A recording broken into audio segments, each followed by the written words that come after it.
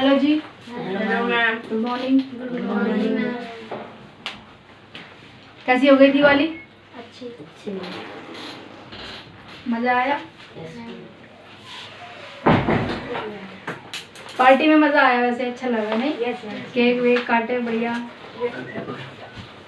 अच्छा लगा। चलो अच्छा होना चाहिए, ऐसे ही खुश रहो सब, लेकिन पढ़ भी लिया करो। सिर्फ इंजॉयमेंट से काम नहीं चलेगा।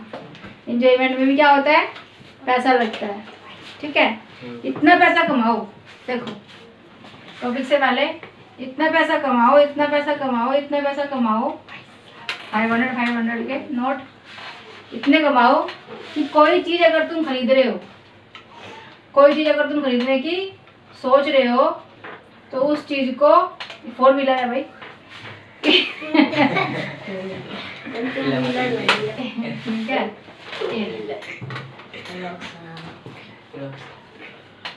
ऐसी सी होती है कुछ। ठीक है भाई, ठीक है। कि किसी चीज को खरीदने के लिए तुम्हें सोचना ना पड़े, इस चीज को 3 बार तुम खरीद सको, कम से कम एटलीस्ट 3 टाइम्स। इतना पैसा कमाओ कि जो चीज तुम खरीदने की सोच रहे हो उसको 3 बार खरीद सको। ठीक है, क्योंकि सिर्फ और सिर्फ इसको खरीदने नहीं होगा भाई, इसको चलाने के लिए ड्राइवर की भी जरूरत पड़ेगी, फिर उसमें पेट्रोल की भी जरूरत पड़ेगी, फिर उसकी सर्विस भी है। ठीक है, दैट्स व्हाई सोचो उस चीज के बारे में, इतना कमाओ पैसा, इतना कमाओ कि खर्च करने के टाइम पे सोचना ना पड़े। और कब कमाओगे? सफलता की सीढ़ी सिर्फ और सिर्फ कहाँ पे भाई? कलम में या कहीं पे नहीं है।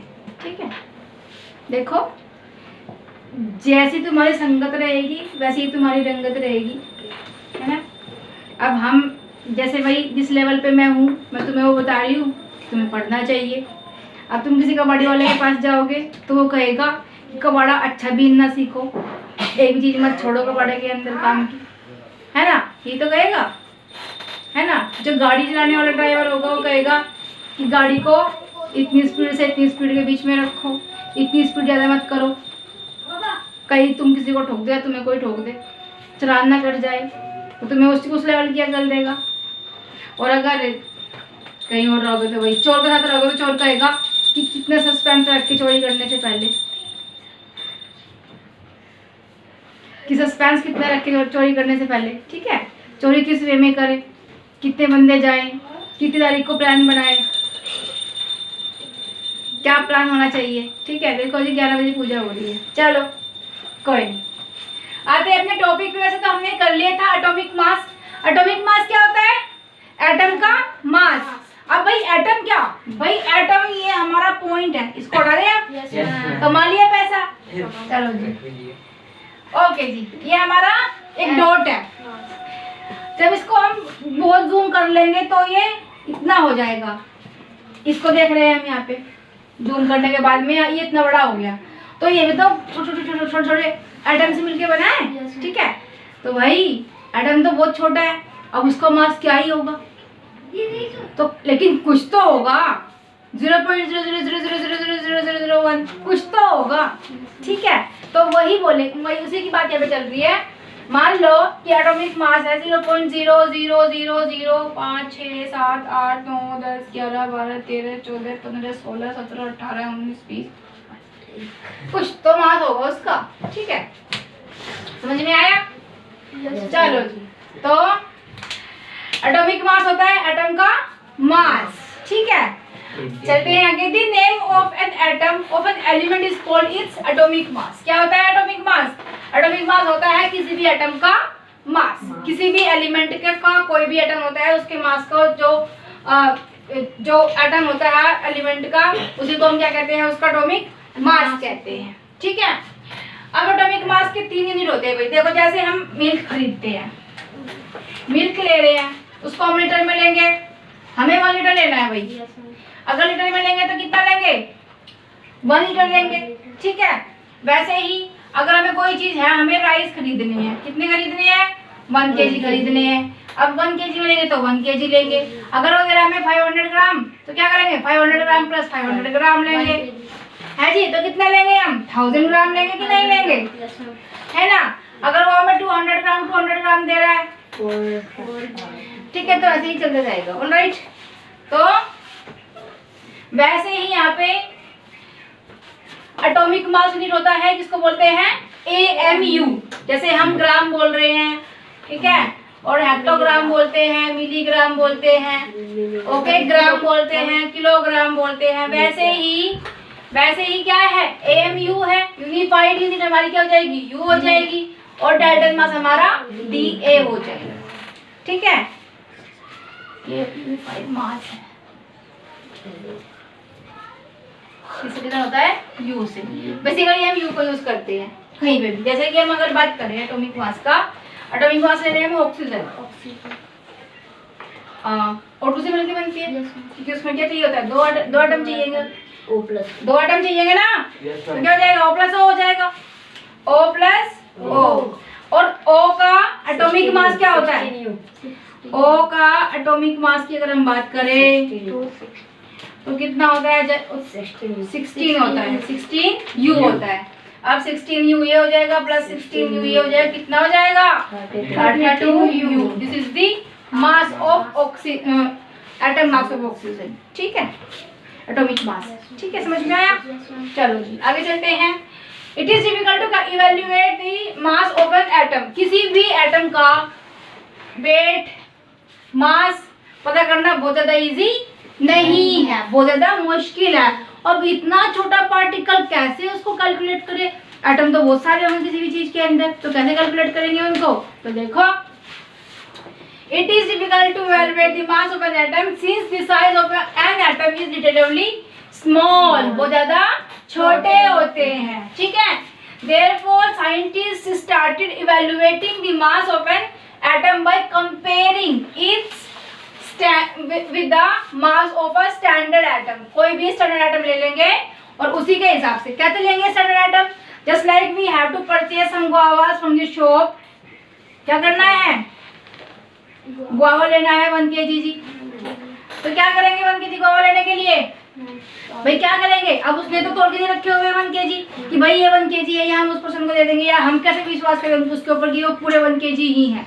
तो भाई क्या करेगा, वो एक बाट होता है उसके पास में, क्या होता है, ये हो गया हमारा तराजू, जो पहले अब तो वेटिंग मशीन होती है, लेकिन पहले इस तरह से तराजू होती थी। ऑलराइट, उसको ऐसे हाथ से पकड़ के तोलते थे। ठीक है, गुड़ वगैरह सब कुछ तोलते थे। तो क्या करेंगे भाई 1 kg का हम यहाँ पे एक इस तरह की शेप का एक होता है, बाट बोलते हैं उसको 1 kg का। ठीक है, 1 kg का बाट ले लेंगे, यहाँ पे गुआवास रख देंगे और उसको ये इक्वल हो जाएगा। जब ऐसे पकड़ेंगे उसको डंडी को हम, तो क्या हो जाएगी, वो इक्वल हो जाएगी, हमें पता चल जाएगी ये इक्वल है। एंड देन वो अगर हमें देना है किसी को, तो अगर कोई फ्रूट सेलर से हम खरीद रहे हैं तो फ्रूट सेलर तो क्या करेगी, उसको 1 kg का गुआवा दे देंगे, क्योंकि दिस इज दी स्टैंडर्ड। ये क्या है, हमें पता है कि 1 kg का है। समझ में आया। चलो जी अगेन, तो क्या कर दिया कि देयरफॉर साइंटिस्ट्स ने क्या किया, started evaluate the mass of an atom. एक एटम का मास इवैल्यूएट करना स्टार्ट कर दिया, किससे, by comparing it with the mass of a standard atom. कोई भी स्टैंडर्ड एटम ले लिया और उससे उसका मास कंपेयर करना स्टार्ट कर दिया, इवैल्यूएट किया। तो क्या मिला, अर्लियर पहले क्या हुआ, 1/16। जैसे हटा दो इसको, कोई चीज है जी इस तरह से,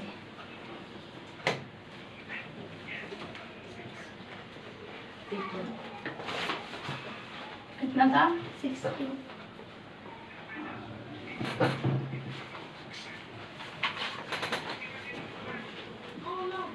अब ये क्या है हमारा, जो ऑक्सीजन होता है उसका कितना होता है एटॉमिक मास, 16U होता है।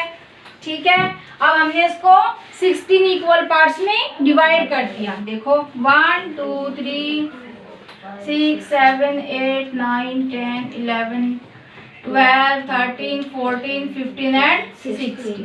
और अगर हम इसमें से कोई भी एक पार्ट निकाल लेंगे तो कितना होगा, वो 1/16 के इक्वल होगा कि नहीं होगा। तो कहा कि जो एक एटम होता है, कोई भी एटम इसके इक्वल होगा, पहले ये कहा गया। ठीक है, बाद में earlier 1/16 of the mass of an oxygen atom was used as the standard form for calculating the mass of other element. किसी भी दूसरे एलिमेंट का हमें किसी भी दूसरे एलिमेंट के एटम का अगर हमें मास पता करना होता तो हम इसको यूज करते थे O के 16U को। 16U मतलब कि उसका एटॉमिक मास 16 है और कोई भी एटम 1/16 के इक्वल होगा। समझ में आया?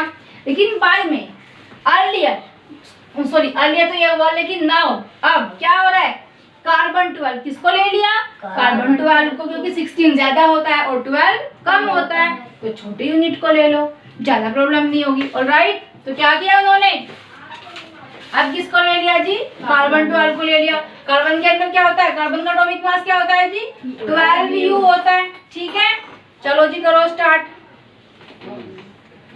4 5 6 7 8 9 10 11 एंड 12। जैसे सपोज कि सारे पार्ट्स इसके इक्वल है तो क्या हो जाएगा, 1 2 3 4 5 6 7 8 9 10 11 एंड 12। ये कौन है, कार्बन का ही एटम है। ठीक है, कार्बन का, तो ये क्या हो जाएगा, इसका 1/12 हो जाएगा कि नहीं हो जाएगा। और क्या हो जाए, क्या किया बाद में, नाउ अब क्या कर रहे हैं कि 1/12 के इक्वल कोई भी एटम होगा। ओके, समझ में आया। पहले क्या करते थे, ऑक्सीजन से कंपेयर करते थे, उसके बाद कार्बन से कंपेयर करना स्टार्ट कर दिया। तो now carbon 12 is considered as standard atom for calculating the mass. तो मास को कैलकुलेट करने के लिए किसको यूज किया गया स्टैंडर्ड एटम के रूप में, कार्बन 12। कार्बन 12 को यूज किया जा रहा है। इस एटॉमिक मास इज 12U। कितना होता है, 12U होता है इसका atomic mass. 12 atomic mass unit, तो क्या हो जाएगा, thus we can say that one atomic mass unit is the mass of 1/12. Okay, the mass of carbon 12 atom। अगर हम इसकी 12 वाले इसकी बात करें, ये ऑक्सीजन का है भाई और ये कार्बन का है। ठीक है, ओके, समझ में आया। तो हमने क्या किया, अब बाद में आके 1/12 को मान लिया कि एज अ स्टैंडर्ड। ठीक है, इसको हमने स्टैंडर्ड एटम मान लिया और इसी के अकॉर्डिंग हम अब चलेंगे, सारे क्वेश्चन इसी के अकॉर्डिंग करेंगे। ठीक है, अब समझ में आ गया। तुम्हें बड़ी प्रॉब्लम थी तो समझ में नहीं आया, इतना इजी मेथड है इसका। देखो देखो जी, समझ में आ गया कि लिया है एटम हमने यहाँ पे किससे कंपेयर करना स्टार्ट कर दिया, कार्बन 12 से। ठीक है, कार्बन 12 से कैसे किया, देखो तुम सेम, अभी तो उसके पास में क्या था भाई, बाट था 1 किलो का, तो तुम्हें उसने दे दिया। अभी उसके पास में बाट नहीं है और ये तुम्हारी बुक में भी मेंशन है, देख लेना, पढ़ लेना कि एक उसके पास में बाट नहीं है, उसके पास में क्या है, एक वाटरमेलन है। उसके पास में क्या है, एक वाटरमेलन है और जो एग्जैक्टली क्या है, 3 kg का है। लेकिन मैं गई उसके पास में, मुझे तो भाई 1 किलो गुआवा चाहिए और 1 किलो ही चाहिए। अब वो कैसे देगा, तुम बताओ कैसे देगा वो। 3 किलो उसके पास, 3 किलो का एक्यूरेट उसके पास में क्या है, वाटरमेलन है एक। अब उसको 1 kg देने हैं, कैसे देगा, आप बताओ, कोई आइडिया, आप बताओ जी, तुम बताओ। हाँ जी बताओ। वाटरमेलन को 3 पीसेस, हाँ, इक्वल 3 पार्ट्स में डिवाइड कर देगा, 1 पार्ट 2 पार्ट और 3 पार्ट। उसको पता है ना, 3 kg का एग्जैक्टली पता है उसको, 3 kg का है। दस क्या करेगा, इक्वल पार्ट्स में डिवाइड कर देगा, तो ये 1 kg का हो जाएगा, ये 1 kg का हो जाएगा और ये भी 1 kg का। अब ये पार्ट उठाएगा, इसके अंदर रखेगा, जो ये टूल होता है उनके पास में, इसके अंदर वाटरमेलन, इसके अंदर गुआवा रखेगा और 1 kg तोड़ के उसको दे देगा। समझ में आया। That's why we can say that atomic mass is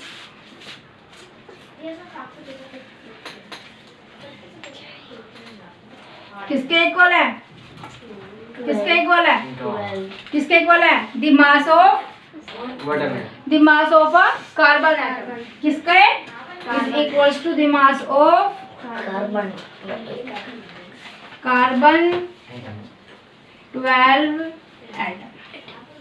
तो किसके इक्वल हो जाएगा, इसके इक्वल हो जाएगा। वैसे जैसे हमने कहा कि एक वाटरमेलन का पीस हमने ले लिया और 1 kg के इक्वल है, वैसे ही हम कहेंगे कि हमारा 1 एटॉमिक मास इक्वल है 1/12 पीस। समझ में आया?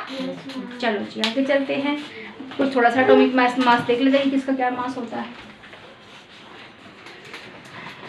हाँ जी आते हैं अपने एटॉमिक मास पे। एटॉमिक मास देख लो एक बार, एटॉमिक मास क्या होता है। तुम्हें बता दी मैंने कि किसी भी एटम का मास को हम क्या कहते हैं, एटॉमिक मास कहते हैं, क्योंकि वो बहुत ज्यादा टाइम होता है इसलिए उसको हम काउंट नहीं कर सकते, नॉन काउंटेबल होता है, और इसीलिए उसको हम कंपेयर किससे करते हैं, कार्बन 12 से। 12 जो है वो हमारा 1 एटम के इक्वल होता है। इतना समझ में आ गया? अब आगे चलते हैं। हाइड्रोजन का एटॉमिक मास 1 होता है, ये आगे आएगा यार। तो you must learn all of the things, तुम्हें ये सब कुछ याद करना जरूरी है, क्योंकि ये क्वेश्चंस में हम यूज करेंगे, जो न्यूमेरिकल्स हमारे आएंगे उसमें बहुत ज्यादा यूज होने वाला है ये। दैट्स व्हाई तुम्हें ये याद रखना है। ओके, याद कर लेना अच्छे से इनको, और इनके सिंबल्स भी, क्योंकि सिंबल से हम क्या करेंगे, फॉर्मुलेट करेंगे, फॉर्मूले बनाएंगे उनके। ठीक है, ओके जी। हाइड्रोजन का एटॉमिक मास 1 होता है, कार्बन का 12 होता है। ये तो हमें पता चल गया कि हाइड्रोजन का 1 होता है, कार्बन का 12 कितनी बार कर चुके हैं, ऑक्सीजन का कितना होता है 60 होता है, वो भी कितनी बार कर चुके हैं। थोड़े से बचे हैं वो तुम कर लेना। नाइट्रोजन का फिर 14 होता है, 4 तो याद हो ही गए। हाइड्रोजन का इतना, 12 का इतना, नाइट्रोजन का इतना, और ऑक्सीजन का इतना, और ये तुम याद कर लेना सिर्फ और सिर्फ ये हमारा डेसिमल में, अदरवाइज सारे क्या है, होल नंबर्स में। ओके, देखो नाइट्रोजन का 14 होता है, ऑक्सीजन का 16, सोडियम का 23, ये 23 है भाई, तुम्हारी बुक में भी है, आपसे देख लेना, कर लेना, है ना। मैग्नीशियम का 25 है। क्या है ये 25? क्या बोलेंगे, यू बोलेंगे इसको, क्या बोलेंगे जी, यू। ओके, 25 यू 30, ठीक है, यू बोलेंगे। 40 कैल्शियम का 40, ओके, और यू को क्या बोलते हैं, एटॉमिक मास। ओके,